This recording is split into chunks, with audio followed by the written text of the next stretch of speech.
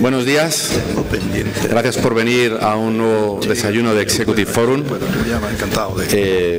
Sobre todo quiero dar las gracias a don Francisco de la Torre, alcalde de Málaga.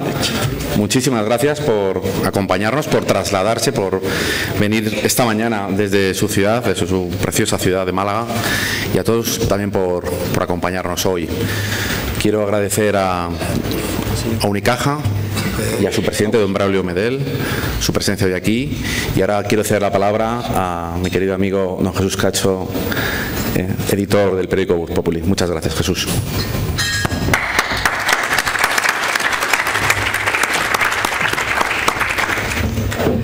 Buenos días a todos. Brevemente, para darles las gracias por su presencia aquí esta mañana.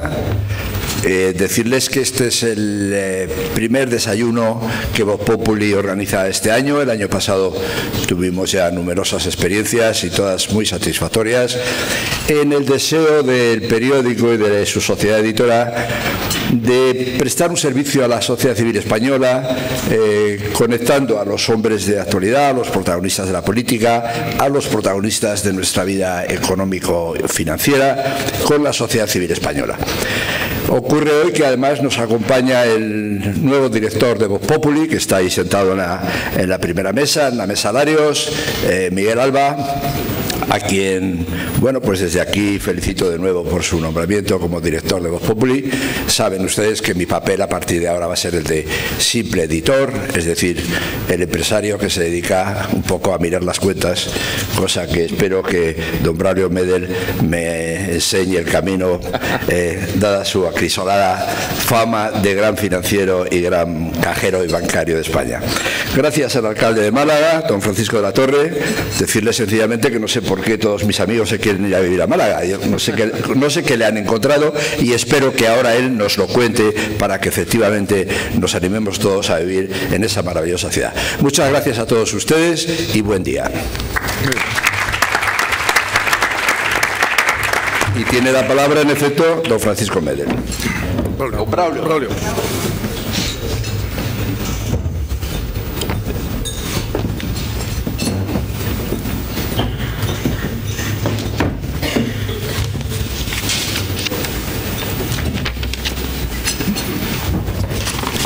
Bien, muchas gracias.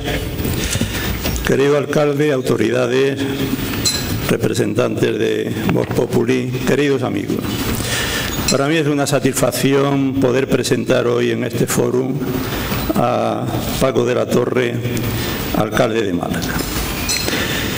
En buena medida, los primeros años de nuestra vida son los que nos moldean para el futuro, y sobre todo en la formación que se nos da, que es la que en gran medida nos enseñará o nos debe enseñar a acertar en el futuro, y si me apuran, algo todavía más importante, que es a no cometer desaguisados. Paco de la Torre cursó el bachillerato en el Colegio de los Maristas de Málaga y posteriormente se vino a Madrid, donde simultaneó los estudios en ingeniería, de ingeniero agrónomo y de licenciatura en sociología, alcanzando el doctorado como ingeniero agrónomo y la licenciatura en sociología.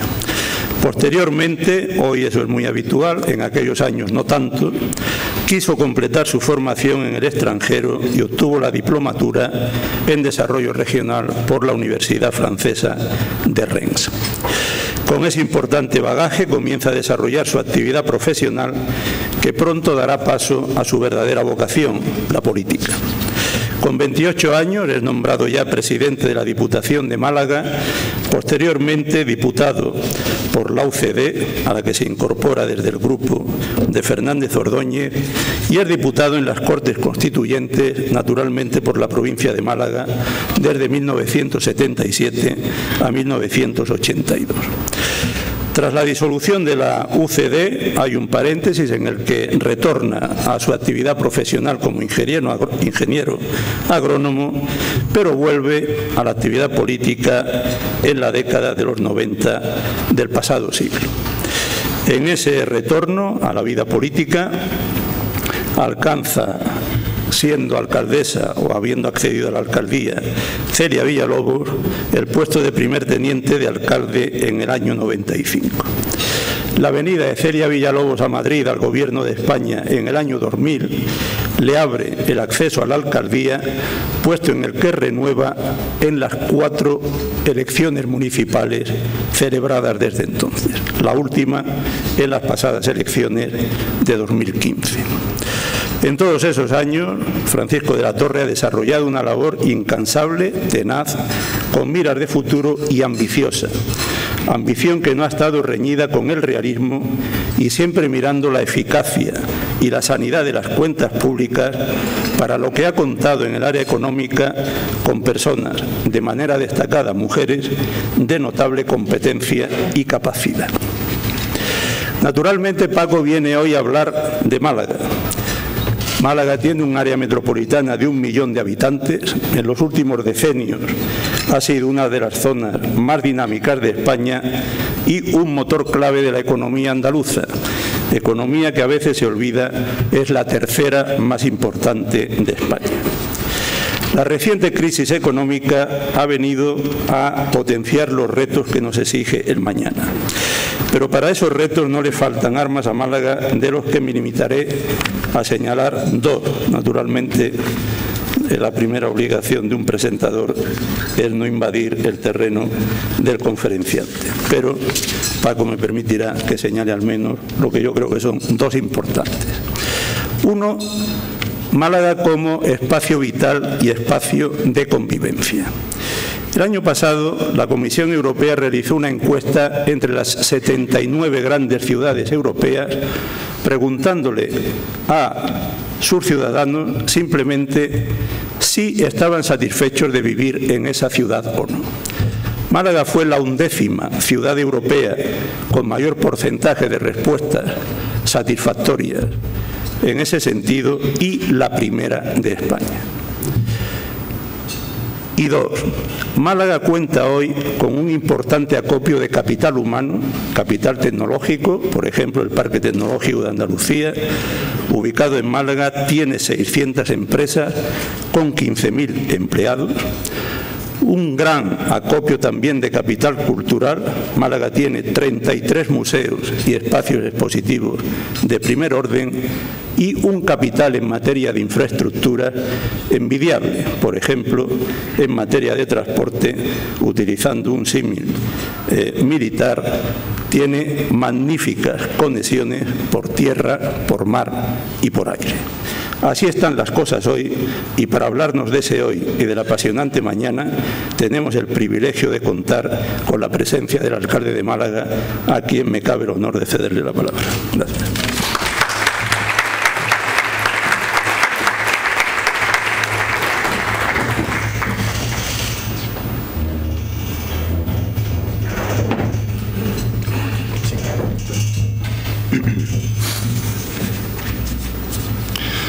Ante todo, gracias a quienes han organizado este encuentro, Executive Forum, Vox Populi.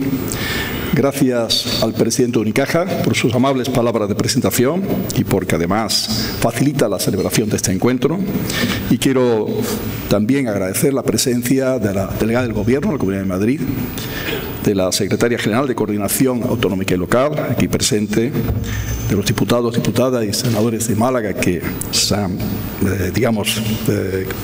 organizado su agenda para poder estar aquí, el presidente de la Diputación de Málaga, querido amigo Elías Bendodo, su delegado del Gobierno de Málaga, embajadores de Bélgica, Dinamarca, embajadora de República Checa, embajador de Ucrania, y presidente por todo el Estado, que al menos en la lista yo lo tenía como confirmada su presencia. Pero quiero agradecer la presencia de todos ustedes, queridos amigos, empresarios, profesionales, directivos de empresas que trabajan en Málaga o tienen relación con Málaga. Periodistas también aquí presentes. Esperanza Aguirre también, lo veo aquí. A quien saludo con todo afecto, con todo cariño. Todos los que estáis aquí tenéis alguna relación de cariño hacia Málaga. Conocéis Málaga, tenéis curiosidad por cómo van las cosas en Málaga y yo trataré de responder a esa curiosidad y a ese interés y a vuestro afecto. Quiero empezar mi intervención apoyándome en unas cuantas noticias que se han producido en los últimos 12 meses, unas en el año 2015, otras ya en el 2016, que tienen que ver con Málaga y que son positivas. Una de ellas ya la ha mencionado Braulio Medel, se lo agradezco enormemente porque me ahorra entrar más en ello. El barómetro europeo, el barómetro de las ciudades, donde quedamos muy bien colocados, desde luego.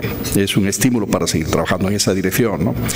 También en el año 2015 es bueno recordar, y no hace de esto un año, que se incorporaban a la red de museos de la ciudad dos potentes instalaciones: el Centro Pompidou en Málaga y el Museo de Arte Ruso de San Petersburgo en Málaga. La primera vez que el Pompidou sale de Francia, la primera vez que el Museo de Arte Ruso, que es el mejor obviamente del mundo en arte ruso, sale de San Petersburgo y sale de Rusia. Refuerza la oferta cultural de Málaga de una manera muy significativa. Pero también en el año 2015, y hace pocas semanas, supimos de este tema, hemos sido elegidos como Capital Europea del Deporte 2020 y fuimos designados también a lo largo del año 2015 para sede en el año 2017 de los Juegos Mundiales de Personas Trasplantadas. Se trata ahí de dar una doble visión de la ciudad comprometida con el deporte, que es una estrategia muy interesante también, y la ciudad comprometida con la generosidad de la donación. Málaga es muy comprometida en ello. España es el primer país del mundo en trasplantes y todo eso es bueno que se haga. Falta que hagan también más práctica deportiva los trasplantados, si me permitís esta pequeña anécdota, ¿no? En el año 16 ha existido esa noticia del Eurobarómetro. Tenemos que New York Times incluye a Málaga dentro de las 52 destinos, 52 lugares del mundo a visitar en el año 16. Y también hemos sabido muy recientemente que la Federación de Autónomos en España sitúa a Málaga en la cabeza del pronto pago a proveedores, algo que valoran todos los empresarios, muy especialmente los que son más débiles, más pequeños, los autónomos. Nos sitúan 22 días. Los datos nuestros son aún mejores. En diciembre del 15 me decía el delegado de Hacienda nuestro, en 14 días pagamos a proveedores. También recientemente, hace días escasos, Transparencia Internacional nos incluye como la única de las grandes ciudades españolas que publicamos los contratos y licitaciones en la plataforma de contratación del sector público. En línea de transparencia venimos trabajando antes de que la legislación vaya creando, digamos, un clima favorable a esa manera de entender el trabajo en el sector público. Y muy recientemente, en el día de hoy, venía noticia en algún periódico local de Málaga sobre la realidad que del año 2007 a 15, años de crisis, la ciudad de Málaga es la que ha reducido en las previsiones de ingresos, o sea, las previsiones fiscales, y por tanto la que puede tener, y podemos presumir de ello, de una moderación fiscal más amplia. En el año 2016 nuestro presupuesto prevé dejar en el bolsillo de los ciudadanos unos 10 millones de euros, o sea, que procuramos con reducciones impositivas que sea una realidad, y hemos tenido que afrontar años de crisis, años de fortaleza. Hemos fortalecido nuestra estrategia, las realidades de la ciudad, en materia tecnológica, hablaremos un poco de ello también, en materia de cultura y en más líneas estratégicas, y lo hemos conseguido con moderación fiscal indudable, teniendo que hacer frente además a un hecho claro, que es una revisión de valores catastrales que hace Catastro periódicamente, como sabe bien la secretaria general aquí presente, y nosotros aplicamos unas bonificaciones potestativas que nos pasamos de las legales. Eran 3 y hicimos un cuarto año, lo recuerda Rosana Navarro, la del año 12, y nos libramos así de la subida impositiva que el propio gobierno hizo en el impuesto del IBI con motivo de los ajustes que había que hacer y facilitar el pago de los ayuntamientos a proveedores, que es lo que el gobierno ha tratado de hacer y lo ha hecho muy bien en ese sentido, ha hecho un gran esfuerzo para conseguirlo. Todo eso, queridos amigos, se ha hecho desde una estrategia de ciudad compartida con otras administraciones, compartida con los empresarios, con los sindicatos, con entidades como Unicaja, que forma parte de la Fundación CIEDES a la cual me quiero referir, compartida con la universidad, compartida en definitiva con todo Málaga, vamos a decirlo así, procurando que haya una participación grande. Ahí hay un plan estratégico del año 96, un segundo del año 2006, que trata de que señalar las fortalezas y que todos nos comprometamos que esas fortalezas sean más visibles y sean más potentes, obviamente. Y la ciudad en materia cultural ha hecho un gran esfuerzo. No hay que recordar ahora, además de lo que he mencionado, otras cosas anteriores, pero el Festival de Cine Español, recordemos, es una realidad viva que cada vez es más importante, más ramificado, con más actividades fuertes realmente. La Málaga tecnológica, la Málaga innovadora, que se apoya en la universidad, se apoya en el parque tecnológico, aludía Braulio Medel a esa realidad del parque, donde somos socios la Junta y el Ayuntamiento, pero también está Unicaja y también está la universidad, y todo eso le hace aún más fuerte. Pero también la Málaga tecnológica ha sabido incorporar un movimiento de startup muy potente, aceleradoras, incubadoras, con una red de las mejores de España, amplia. Proyecto Smart City, aquí hay empresas presentes que le agradezco su presencia, que colaboran con Málaga en proyectos de ciudad inteligente, de los que tenemos en marcha, y con una realidad también de una marca que se ha posicionado muy clara, la marca Málaga Valley, que surge de la realidad del Club Málaga Valley, pero que desborda el propio club yendo más lejos y, digamos, es una marca que es como paraguas, digamos, ampara e impulsa todas estas realidades que acabo de mencionar. De hecho, el gobierno actual, ahora en funciones, pero en su plenitud de funciones, designó a Málaga como polo de contenidos digitales, y estamos trabajando en esa dirección. Y tenemos programas de formación donde, además del espacio público, ayuntamiento, a través de su Instituto Municipal de Formación y Empleo o la propia Universidad de Málaga, esperamos que también iniciativas privadas de prestigio puedan proyectar su capacidad en lo que queremos ahí hacer para un espacio de aceleradoras, de empresas, emprendedores en contenidos digitales y en formación, que es vital y fundamental. Es uno de los sectores de creación de empleo más importante para los próximos años. He de mencionar también, como en estos años, la renovación del centro es una realidad, la renovación y rehabilitación de un centro histórico del siglo XIX con parte del XVIII, que lo ha convertido en un espacio muy agradable de vivir en él, de pasear, de disfrutar de la oferta cultural y de restauración que la ciudad tiene. En materia de gastronomía y restauración se viene trabajando muy bien en la ciudad y en la provincia. La Diputación hace esfuerzos en esa materia. Las escuelas de hostelería, esperemos que después de las tormentas que han existido hasta ahora en relación a la cónsula, todo eso se serene, porque queda mucho por hacer y una materia muy interesante y muy importante que sirve para potenciar la ciudad. Y la ciudad litoral, ser una ciudad en el mar Mediterráneo, eso es una fortaleza inmensa, pero hay que saber aprovecharla. Y hay que tener, por tanto, una fachada litoral buena en todo su espacio, pero también el puerto, asignatura que era pendiente allá en los años 1995, aludía previo a la etapa en que efectivamente el Partido Popular tomó la responsabilidad de gobernar la ciudad de Málaga y se supo resolver bien el plan del puerto, los muelles 1 y 2 han quedado de una manera, en fin, yo creo que muy completa, muy bien conseguidos, y hay proyectos en relación a la zona del cruceros, la zona también del posible auditorio, queremos que haya un auditorio cuando la economía no lo permita, en la zona de San Andrés, para tratar de trasladar la centralidad cultural no solamente en el centro histórico, sino en otros espacios de la ciudad.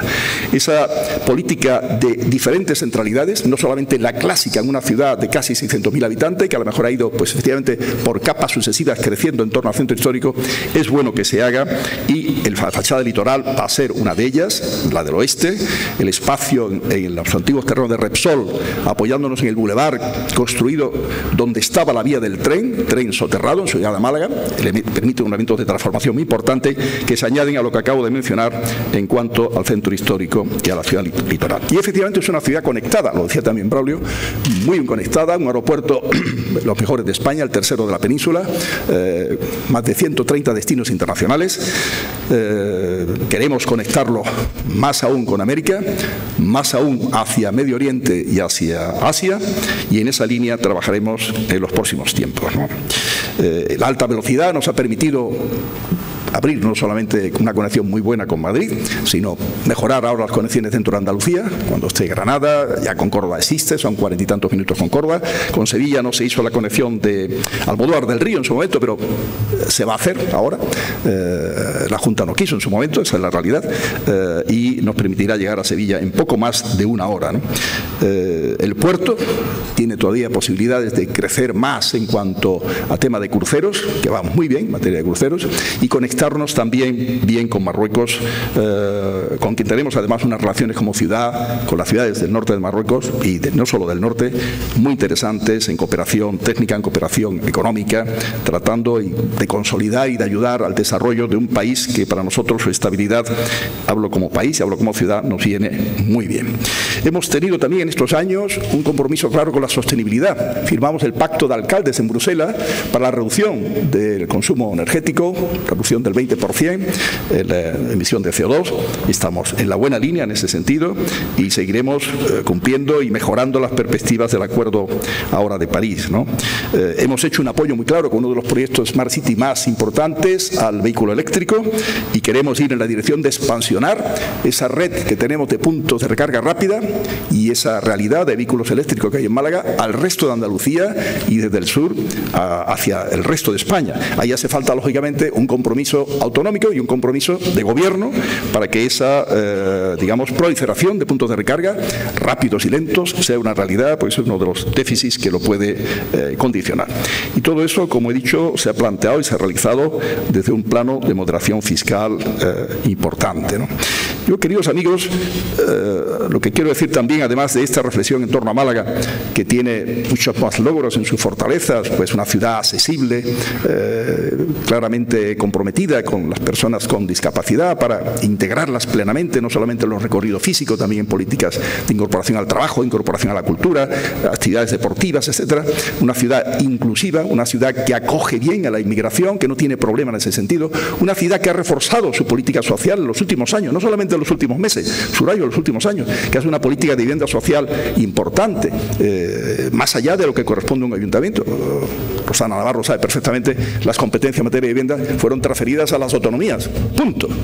Después las autonomías no han transferido a los ayuntamientos, de eso hablaré un poco también en la mañana de hoy, y por tanto están donde están, pero los ayuntamientos, los más cercanos a los ciudadanos, nos vemos en la necesidad de dar respuesta a temas de vivienda, a temas de empleo, a temas de educación inclusive, cuestiones que no son competencia nuestra. Eso es una de las contradicciones que tenemos en la realidad de un territorio, una Europa y un mundo de las ciudades, que cada vez se mira más a las ciudades como el espacio donde tienen que encontrar los vecinos y vecinas, los ciudadanos, respuesta a sus problemas, pero donde España justamente tiene las ciudades más débiles de Europa, midiendo la fortaleza o debilidad en el presupuesto euro habitante año que manejan las ciudades españolas. Hay estudios del Consejo de Europa, de la propia Unión Europea, pero me remito al Consejo de Europa, que engloba países no solamente de la Unión Europea, que demuestran cómo somos una debilidad que está a la 10ª parte de recursos de los municipios del norte de Europa, donde no está más que el Estado y los municipios, y donde tienen potencia, capacidades y competencias muy amplias y presupuestos también muy amplios.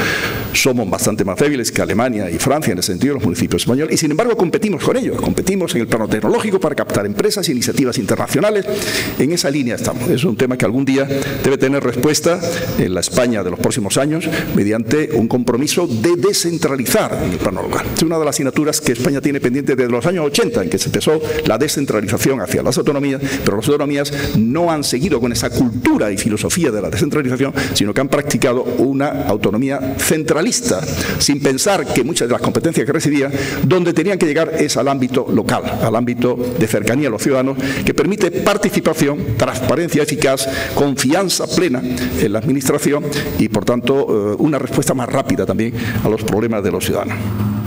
En este contexto, queridos amigos, donde notamos en Málaga, ahí están los datos de descenso del desempleo, más que en otras capitales de provincia de Andalucía, perspectivas de inversiones, captación de empresas tecnológicas europeas, donde estamos bien posicionados, etcétera. Lo que necesitamos, además de seguir en esta buena senda, y creo que tenemos la garantía política en el plano local de poder ofrecer esa estabilidad y esa moderación y ese interés por la captación de inversiones, que es el elemento fundamental, el reto de estos años, generación de empleo, lo que necesitamos también es un marco político nacional y autonómico, pero de un poco del nacional, que dé estabilidad al país, dé una imagen de fortaleza, una imagen de perspectiva de confianza para las inversiones exteriores, dentro además del momento que a nivel internacional, desde el punto de vista económico, se vive de incertidumbre, desde el punto de vista económico. Economía china, tema del precio del petróleo, aspectos que afectan, y que vosotros, ustedes saben mejor que yo hasta qué punto todo eso puede afectar a nuestra propia economía también.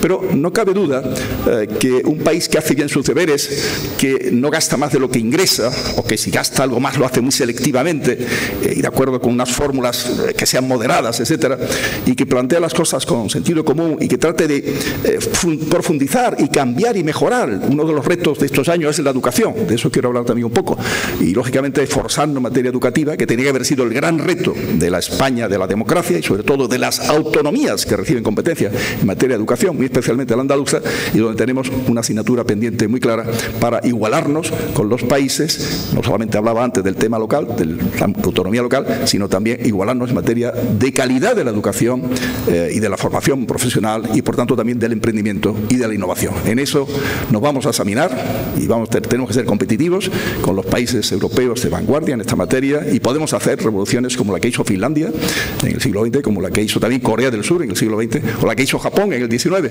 y que es bueno recordar y aprender de esos ejemplos bien claros.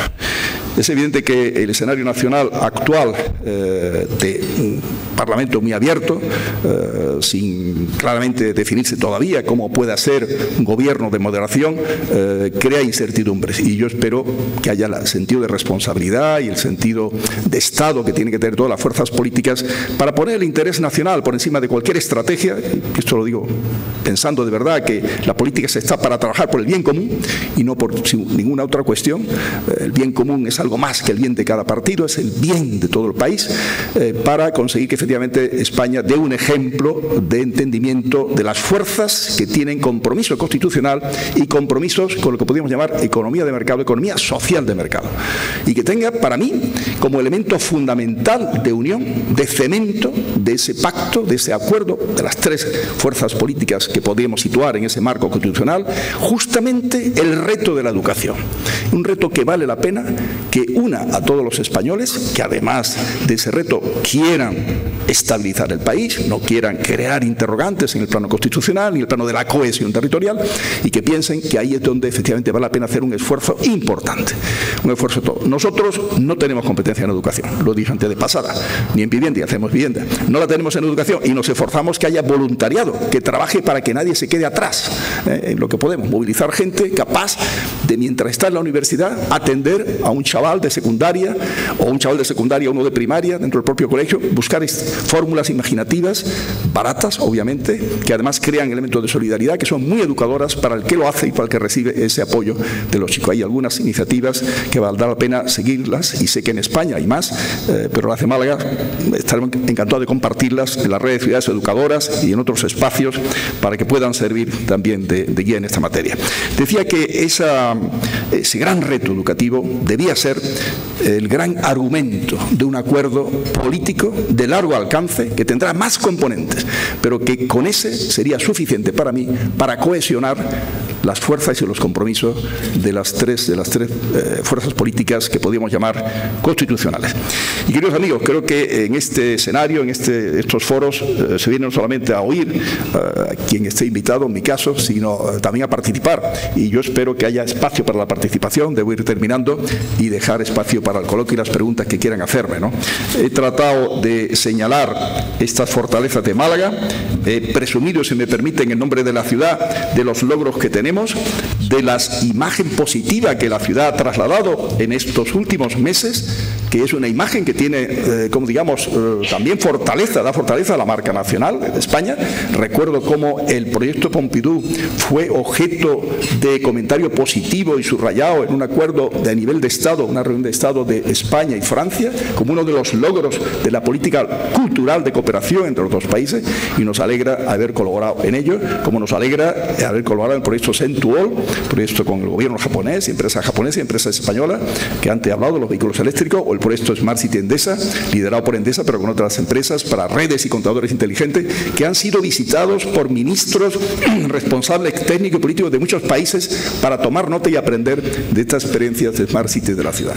En definitiva, se trata desde un ayuntamiento, desde la modestia de un ayuntamiento, de hacer las cosas bien, de hacerlas con sentido común, de hacerlas con moderación en el gasto, de hacerlas con transparencia, con cercanía a la gente, buscando las fortalezas de la ciudad y consiguiendo que efectivamente desde esas fortalezas avancemos con claridad. Sé, y no es, como diríamos, exceso de alcalde que ama su ciudad, que tengo el honor de liderar una ciudad con mis compañeros de equipo de gobierno que es de lo mejor de Europa y del mundo.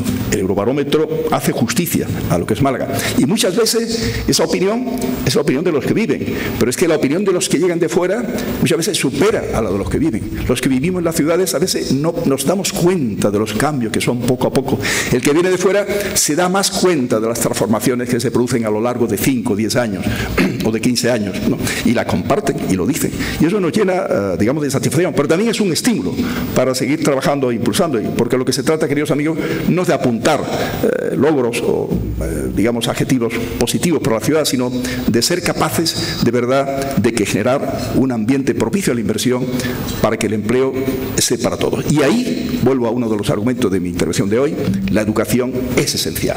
Yo me alegra que el ministro actual en funciones haya encargado hace ya unos cuantos meses el estudio que ha hecho José Antonio Marina para bases para plantear una educación de solidez y de prestigio.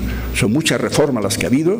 Para mí es uno de los fracasos de nuestra democracia no haber sido capaz de crear un pacto de Estado en materia de educación y de ir avanzando en estos años. Son ya más de 30 años.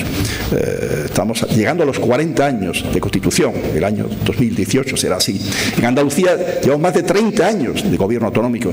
¿Alguien imagina cómo estaría Andalucía si desde el primer minuto se hubiera dedicado a plantear una reforma educativa en lo que es competencia de la autonomía, ambiciosa para el siglo XXI, y no los años y la energía que se perdieron en la historia aquella de la reforma agraria, que lo tenemos aún en la memoria, en el recuerdo? Qué pena ese tiempo perdido en algo inútil. Qué pena no haber utilizado el tiempo para un gran reto, un gran objetivo de transformación. Es la clave, es la herramienta y es lo que nos da, y termino con esta idea, la auténtica igualdad en el plano social. No hay mayor desigualdad, queridos amigos, que la que surge de las diferencias en educación. El estudiante que se queda atrás, y en España hemos llegado a fracaso escolar de más del 30% en Andalucía. En España está en el 20 y algo %. Eso es una tragedia para él y para su familia. Y es una auténtica injusticia que ese chaval se quede atrás, no tenga formación, no tenga empleo y no tenga perspectivas de futuro para adelante, mientras otros sí lo tienen. Tenemos que conseguir que la calidad sea para todos, la máxima calidad posible. Otros lo han hecho, ¿por qué nosotros no, queridos amigos? Muchas gracias.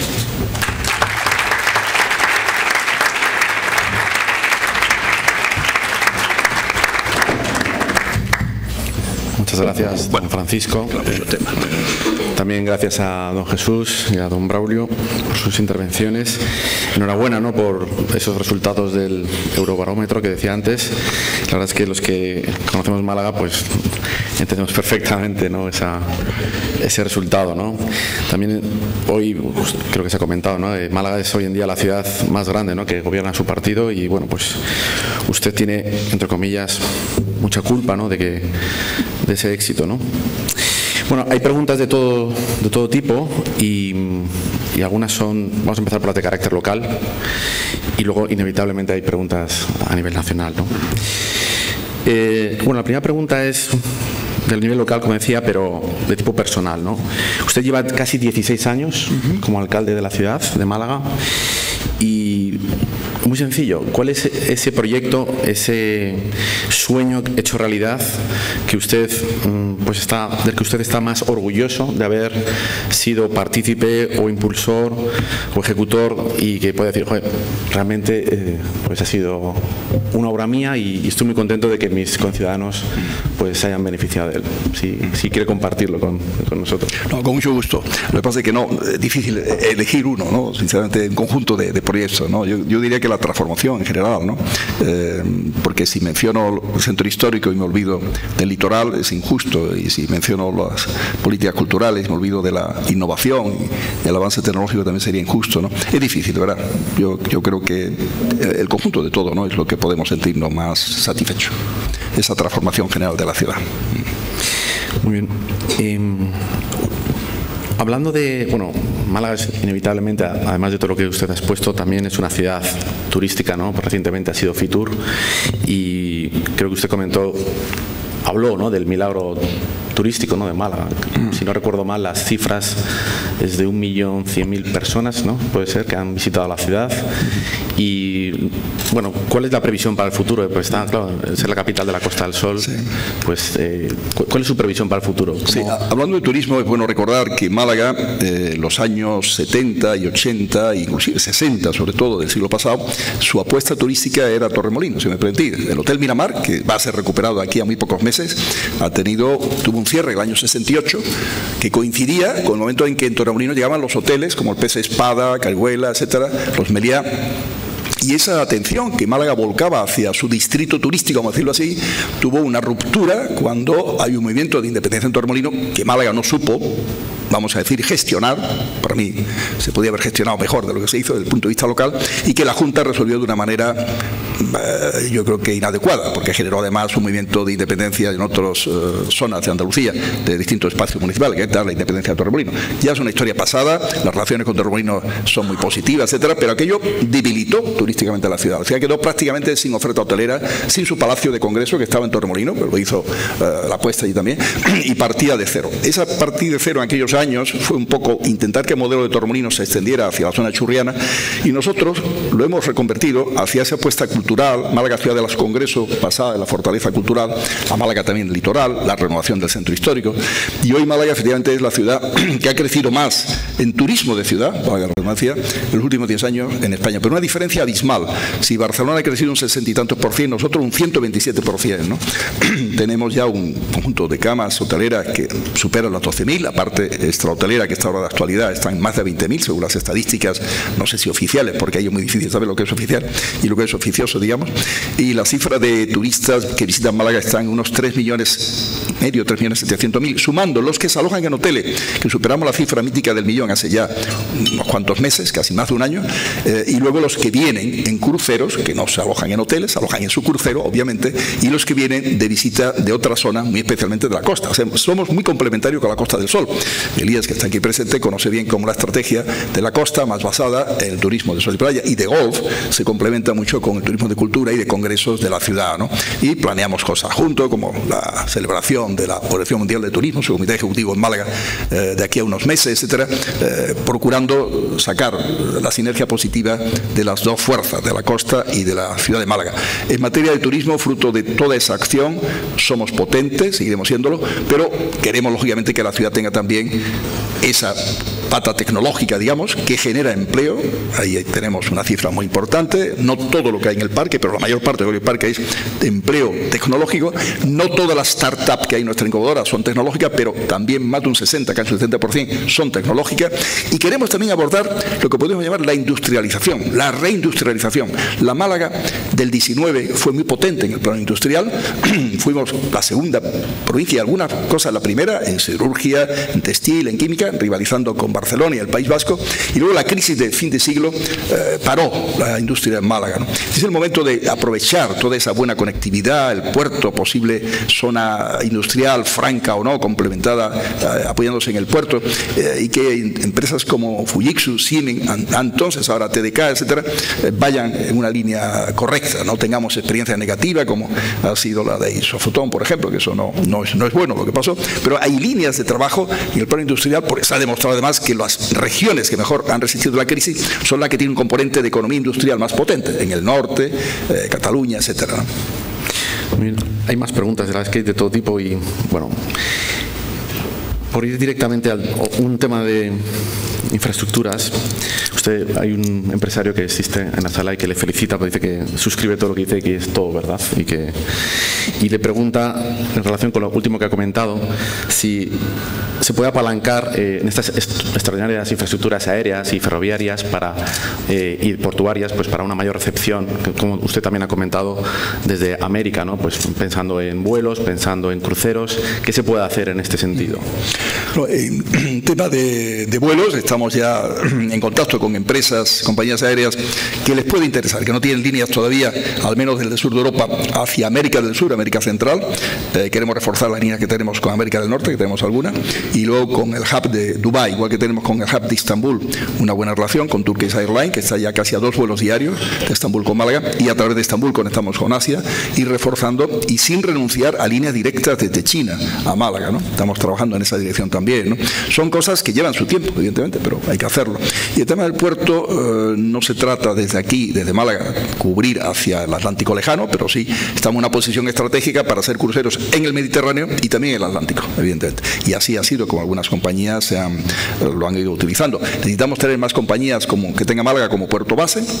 Aprovechamos todas las coyunturas, Feria de Miami, que es una especialidad en materia de cruceros, etcétera, para conectar, y las ferias turísticas también, con las compañías ciudades que conozcan así mejor las posibilidades y el encanto de Málaga. Recuerdo cuando Royal Caribbean tenía base en Málaga, que una parte de los clientes venían de Portugal, gente de Portugal que decían que era la forma más cercana del puerto de Málaga de coger un barco y llegar a Italia, ¿no? Porque la otra era ir a Barcelona o Valencia, el pillaba más lejos, ¿no?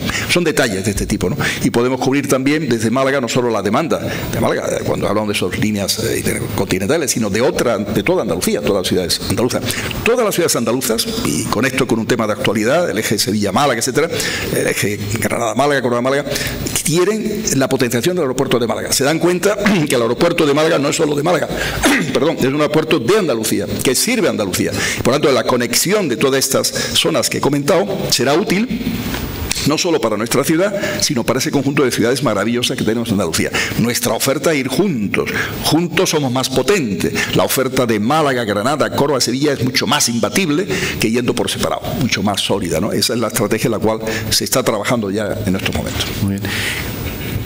Cambiando de tema, hay una pregunta que le hacen. Usted tiene un largo recorrido trabajando en la administración, ha estado en la Diputación, ha sido senador. Este es una discusión recurrente, ¿no?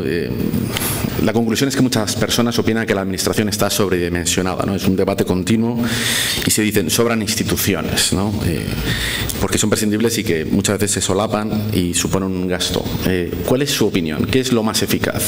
¿Tenemos que recortar instituciones? ¿Tenemos que delimitar bien las competencias? En su opinión, que ha estado en varios sitios.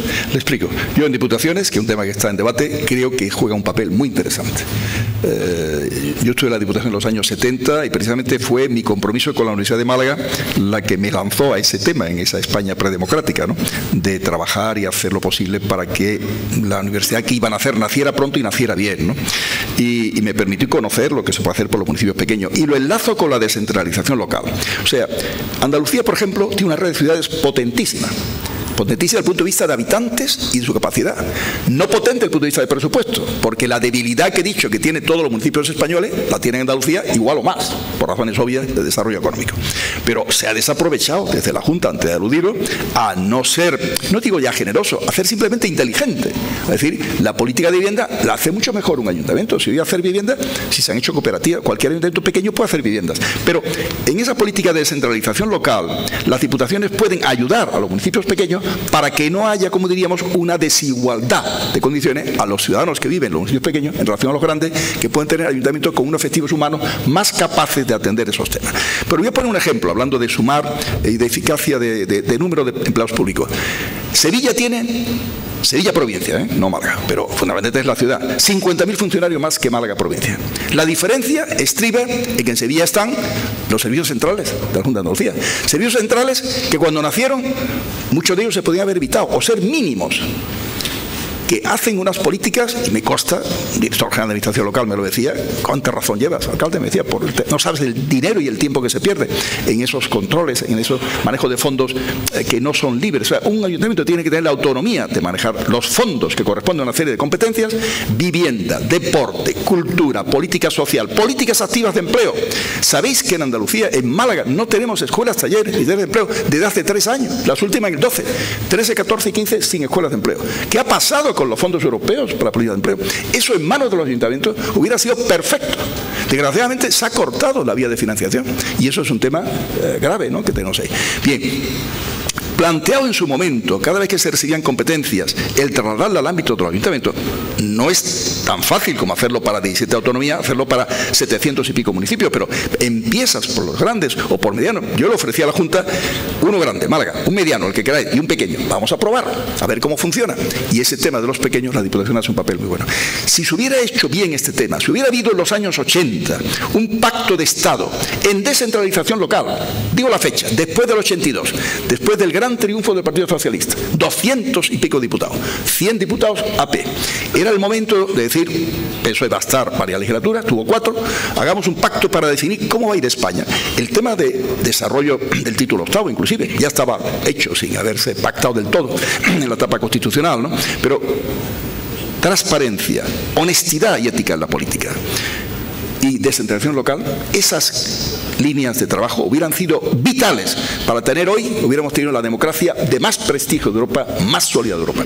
Porque la democracia, queridos amigos, no es solo votar cada 4 años, es algo más importante, participar, y hace que la gente confíe. Tenemos que tener gobiernos eficaces, transparentes, cercanos, participativos, desde el central a los autonómicos y los locales. Y en ese proceso, esa descentralización faltó. No tendríamos la cantidad inmensa de funcionarios que existen en España, que es grande, que es relativamente grande, vamos a decirlo así, si se hubiera hecho esa descentralización, porque los ayuntamientos con poca gente, poco más de lo que tenía ya el Estado, hubieran podido desarrollar esas políticas, y las diputaciones en los complementos. Es como lo veo. No sé si he contestado. Sí. Una última pregunta.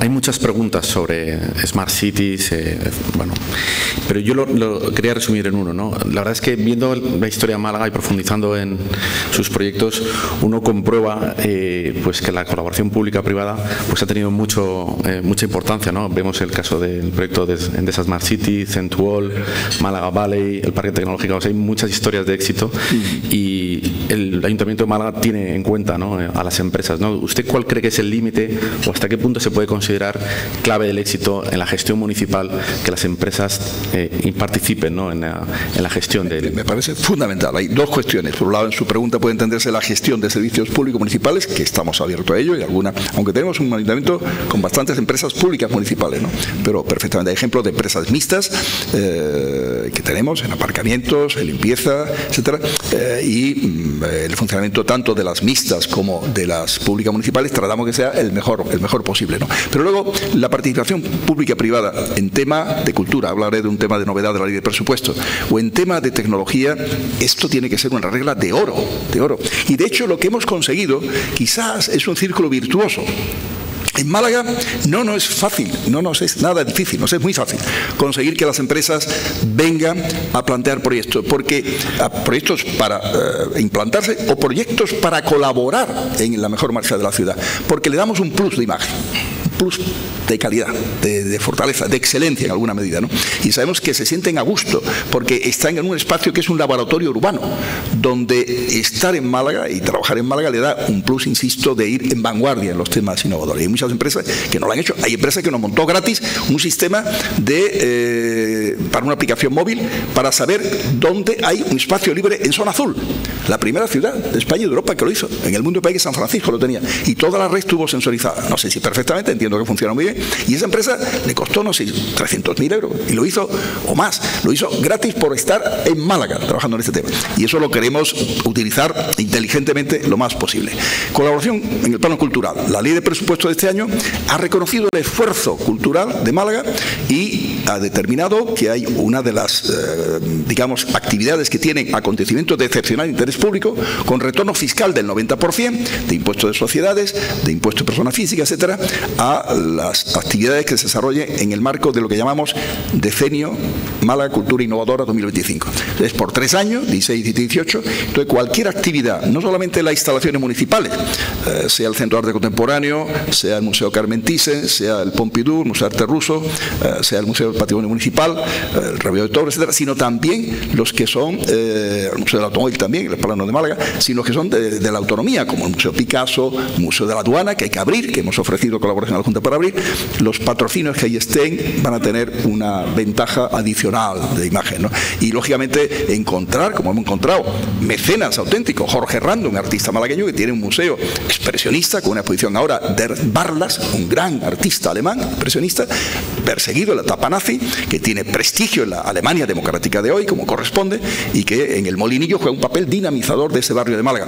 O el que tiene Gonzalo Fernández Prieto, madrileño, enamorado de Málaga, una colección de vidrio, cristal, artes decorativas muy interesante, que sostiene su museo. Estoy encantado de que la gente se enamore de Málaga en el plano tecnológico, empresarial o cultural y haga apuesta en ese sentido. Y yo invito a los empresarios aquí presentes, si alguno no lo ha hecho hasta ahora, que lo haga. ¿Qué puedo hacer en Málaga? Seguro, todo lo que estáis aquí, o estaréis ya proyectos en Málaga, realidades en Málaga, o estáis pensando en hacer cosas en Málaga. Bien.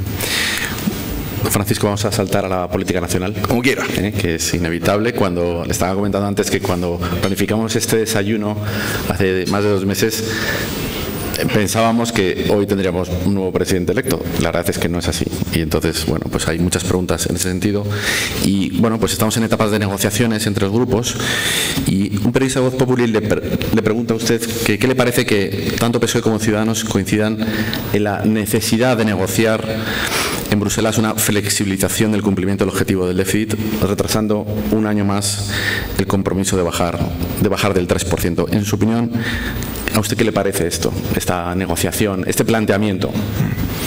Bien, yo ese tema no lo veo mal, creo que puede ser, si Bruselas lo acepta, pero tiene que ser de un planteamiento que lo aprovechemos para hacer algo más, simplemente eso, ¿no? Tiene que ser no una medida aislada, tiene que demostrar que es un gobierno solvente, serio, que plantea las cosas para merecer ese reconocimiento, esa flexibilidad.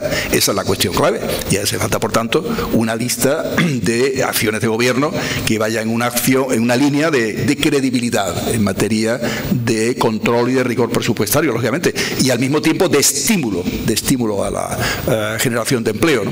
Yo creo que la clave está, sobre todo, más que plantear ese tema, que no viene mal, en plantear en Bruselas, que ahora está muy absorbida con los temas de refugiados, que es un gran reto y donde España debe de demostrar también su solidaridad, evidentemente, en los términos que corresponda, pero plantear desde Europa la reflexión de cómo podemos impulsar más la renovación, en innovación, en I+D, en Europa, en emprendimiento, en educación, todos esos temas que son respuesta nuestra, ¿no? Mañana en Málaga empezamos un foro Trasiere, por cierto, que es una de las fortalezas de la Málaga tecnológica, igual que el foro Green City, que trata justamente de generar cultura innovadora, pero ese tema es muy bueno, que España se presenta ante Europa diciendo: hago los deberes al máximo y me planteo nuevos objetivos ambiciosos en esta línea, y por eso puedo merecer este premio, pero no pedirlo porque sí. Yo creo que debe ser un contexto donde saquemos ventajas para toda España, no simplemente la flexibilidad, como diríamos, o la comodidad para el gobierno de turno, sea el que sea, ¿no? Sí, hay otra pregunta. Si usted quiere compartir con nosotros la reflexión de qué es lo que ha pasado en estas elecciones, ¿no? El Partido Popular estaba gestionando un gobierno con unos buenos resultados a nivel macro, de los mejores de Europa, con un buen crecimiento del PIB, con unos buenos crecimientos en las cifras de empleo, que prácticamente la mitad del empleo se ha generado aquí, en España, en el entorno europeo, y a pesar de eso, el Partido Popular pues no ha ganado con claridad las elecciones y puede incluso no formar gobierno, ¿no? Si usted tuviera que hacer una reflexión, una autocrítica, ¿cuál sería el pensamiento que compartiría con nosotros? De entrada, subrayo lo que acaba de decir. La labor de gobierno ha sido excepcionalmente eficaz en materia económica, en materia de resultados, en materia de conseguir que la mayor parte del empleo que se ha generado en Europa es la aportación de España, etcétera, ¿no? Cuando antes era al revés, ¿no? La mayor parte del desempleo era lo que se producía en España, ¿no? Es un cambio de la noche al día, ¿no? Yo creo que quizás se tiene que haber hecho un esfuerzo mayor de explicación, de comprensión de las medidas, de cercanía hacia el ciudadano en ese sentido, y de ver de qué manera se podían paliar los efectos sociales con una política de solidaridad máxima posible, donde la misma red de unos ayuntamientos que hubieran sido más potentes, que no lo son, hubiera podido echar una mano en esa materia, ¿no? Se hubieran tenido en su mano capacidad por haber recibido la transferencia correspondiente. Nosotros hacemos una política en materia social muy potente, de tema de vivienda. Hemos hecho 5.000 en 10 años, mientras la Junta ha hecho 36, es de la realidad que hay, ¿no? Y hemos hecho 36, no digo 36.000, sino 36 sin un cero detrás, ¿no? Y en materia de política social, de apoyo a las familias, muy eficaz también, hombre, sin llegar a lo mejor a todos los que necesitan. Y ahora estamos en unas políticas activas de empleo, apoyándonos en Cáritas, Cruz Roja y una entidad, una ONG, que con empresas colaboradoras, solidarias, que dan oportunidades de formación a gente que están muchos años en desempleo y tenemos que hacer algo, pues están en riesgo de exclusión social, ¿no? Haber quizás creado una red de acción público-privada de apoyo social más potente. La ha habido, los bancos de alimentos, pero algo más, quizá, no lo sé. Y entonces una explicación más sólida, más potente. Es difícil, ¿no? Y luego hay otro tema, no neguemos la evidencia de que es todo el afloramiento por una justicia lenta y porque los casos, abordo el tema de corrupción, se producen unos años concretos y tal, que afloran en momentos en que está la crisis viva y la respuesta a la crisis con su necesidad de ajuste, ¿no? Eso es letal de necesidad, ¿no? Eso es muy duro, evidentemente, ¿no? Y yo creo que todo eso ha producido, está ahí detrás de los resultados. De todas maneras, el Partido Popular, habiendo bajado, le ha sacado una buena distancia al Partido Socialista, ¿no? Parece que va de ganador. No, ganó el Partido Popular, eso es la realidad, ¿no? Y por tanto, sobre esa realidad se tiene que ver los escenarios también, ¿no? Y hay que tener ahí una comprensión de todos, porque todos han hecho mal las cosas. Yo subrayado cosas del PP, pero el Partido Socialista tiene en su debe tareas y fallos enormes en los años 80 y en los años 90 que están en la historia y en los años actuales, porque el Partido Socialista gobierna Andalucía nada más que regular, por decirlo de una manera suave, ¿no? No solamente porque no ha abordado para mí la gran tarea de transformación de Andalucía, que es la transformación en materia de educación, sino porque, desgraciadamente, pasando por sus manos fondos europeos en cantidad muy importante, no se han sabido aprovechar. Se han aprovechado muy mal. Ahí está el tema de los cursos de formación y los temas de los seres. Y todo eso afecta a la imagen. Esa necesidad de pacto de los años 80 del pasado siglo, si se hubiera hecho y se hubiera cumplido, nada de esto hubiera pasado. Nada de esto hubiera pasado. Por lo tanto, hay una responsabilidad muy grande de los dos partidos esenciales, protagonistas de la democracia en España. UCD jugó su papel en la transición y luego, digamos, entrega el testigo a los otros dos, por decirlo de alguna manera. El Partido Socialista estuvo también en la transición, evidentemente. El Partido Comunista, cada uno jugó su papel importante e interesante. Y por lo tanto, la reflexión es: responsables los dos de toda la situación actual, hagan el esfuerzo para poder entenderse y para poder buscar fórmulas que den salida, que den tranquilidad y que creen un escenario de solidez, de credibilidad, de moderación y de ambición al tiempo. Una última pregunta, ya es la hora. Esta es una situación en la cual se están haciendo negociaciones entre los partidos, pero no está muy claro cuál va a ser los resultados porque hay muchísimos intereses y muchas cartas sobre la mesa todavía que repartir, ¿no? Si vamos a unas nuevas elecciones, quizá, tal y como dice el CIS, prácticamente el resultado no cambia. Puede haber un factor que cambie esto, que sería el cambio de candidato. ¿Usted cree que el Partido Popular, si hubiera nuevas elecciones, tendría un mejor resultado si el candidato a la presidencia fuera diferente? Yo no estoy en condiciones de poder contestar esa pregunta. Evidentemente no tengo una bola de cristal, ¿no? Para ver qué pasaría en esas circunstancias que me plantea como un futurible. Lo que sí creo que la mayor parte de los ciudadanos, y parece que lo dicen las encuestas, esperan que las fuerzas políticas, después de los resultados del 20 de diciembre, aunque son resultados que dificultan, efectivamente, y así lo han querido los vecinos de Ciudadanos de Málaga, de España, perdón, porque las cosas han ido de esa manera, a pesar de ello, se busca una salida de este tema sin tener que haber elecciones. La conclusión que llegamos es que este país se tendría que plantear algo tan simple como la segunda vuelta, porque de esa manera no se está en manos de negociaciones, de despachos, etcétera, sino que son los ciudadanos los que deciden, pero en 15 días o 20 días, de una manera rápida, sin crear situaciones de interrogante o inestabilidad durante muchos meses, una respuesta al tema. Y son ellos los que deciden. Una segunda vuelta, que hubiera sido en este caso, Partido Popular, señor Rajoy, y Partido Socialista, señor Sánchez. Eso es lo que se hubiera aplicado. ¿Con ello estoy diciendo que eso es lo que debe pasar en una repetición? Pues una interpretación, pero lo que estoy diciendo es lo que me gustaría que hubiera sido razonable y lógico de haber trabajado en esta dirección. Quizás, como es verdad que hay un método proporcional corregido, el DONT, que favorece a la fuerza mayoritaria, nunca se pensó que podía haber un escenario tan abierto.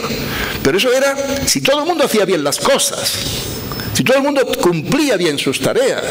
Entonces la gente premia a los mayoritarios que están gobernando y controlando desde la oposición. Tan importante es gobernar como controlar al que gobierna. Y los dos, y además hay una alternancia, por lo tanto el que está controlando pasa a gobernar, luego revés, etc.